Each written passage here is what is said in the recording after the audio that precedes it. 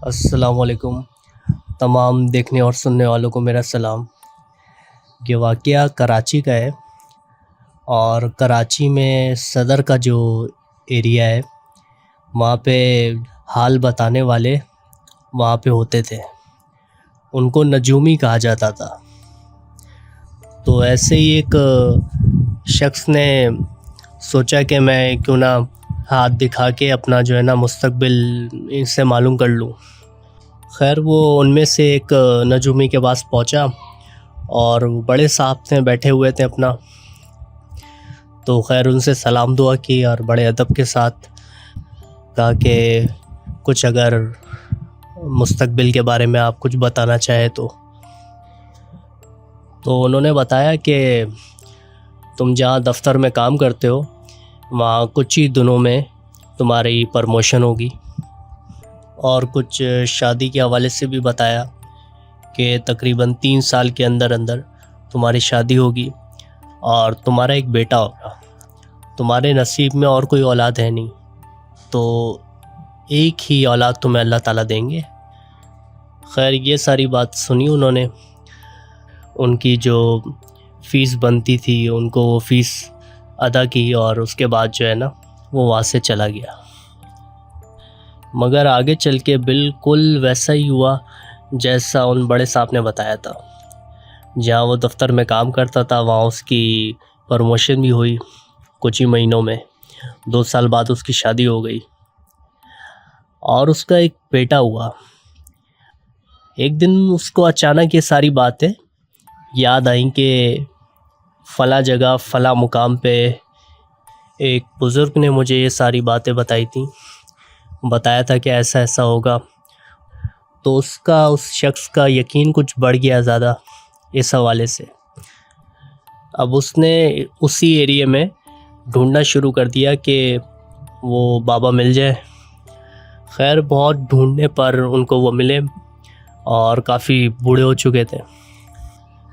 तो उन्होंने बताया कि बाबा मेरा बेटा जो है वो 12 साल का हो गया है और मैं उसके बारे में भी कुछ जानना चाहता हूँ आपसे कि आगे चल के उसका क्या मुस्तकबिल है, या उसको मुझे किस शोबे में डालना चाहिए, इंजीनियर बनाना चाहिए, डॉक्टर बनाना चाहिए, जो एक बाप सोचता है अपनी औलाद के बारे में। तो उन्होंने कहा ये तो बेटा मैं आपको उसी सूरत बता पाऊँगा जब आप लेकर आओगे। तो बिल्कुल वैसे ही एक दिन छुट्टी के दिन वो बेटे को लेकर पहुंचा और दोनों ने हाज़िरी लगाई वहाँ पे। तो उन्होंने कहा कि बेटा अपना सीधा हाथ आगे करो, और अचानक खामोश हो गए।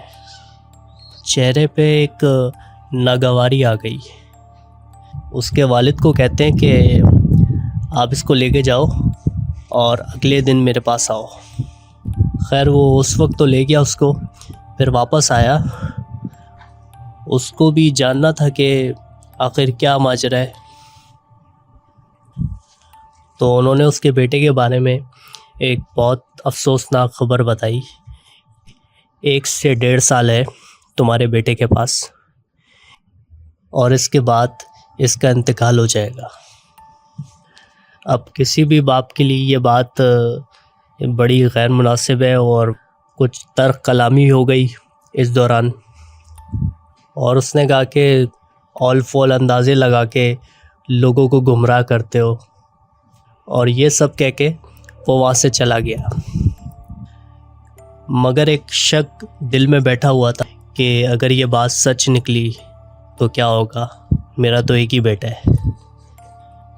और जनाब उसने अपने बेटे पर मुकम्मल पाबंदी लगा दी कि वो घर से बाहर जाए किसी भी हवाले से।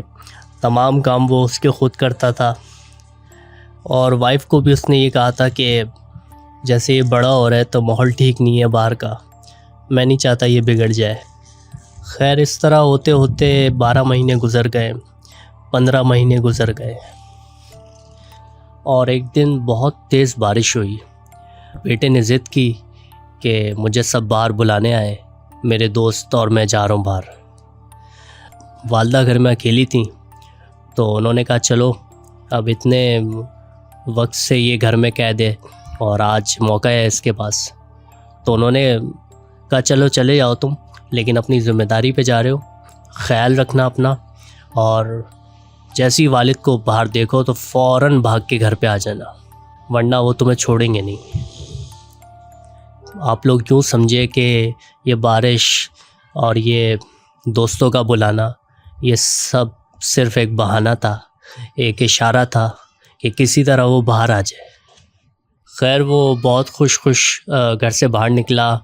चूँकि बारिश तेज़ हो रही थी तो हर तरफ पानी था, तो घर के सामने एक नाला बह रहा था।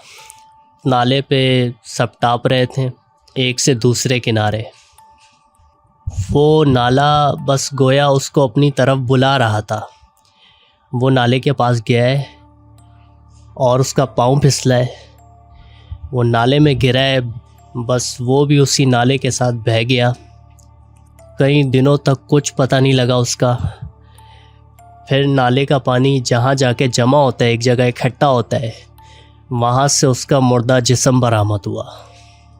बाप उसका बहुत बुरी तरह बौखला चुका था, और ना सिर्फ बौखला गया था बल्कि उसकी मौत से जहनी मरीज़ हो चुका था। और बताने वाले बताते हैं कि आगे चल के उसका जो बाप है वो बाद में उस नजूमी का मुरीद हो गया, क्योंकि उसी नजूमी ने इस बात की पेशिंगोई की थी। तो जनाब, एक 12 साल के लड़के की मौत के साथ ये किस्सा, बहुत से लोग इसको कबूल करेंगे और बहुत से लोग इसका इनकार भी करेंगे, मगर ये सारे मामलात में सुनने वालों पे छोड़ता हूँ। खुदा हाफिज़।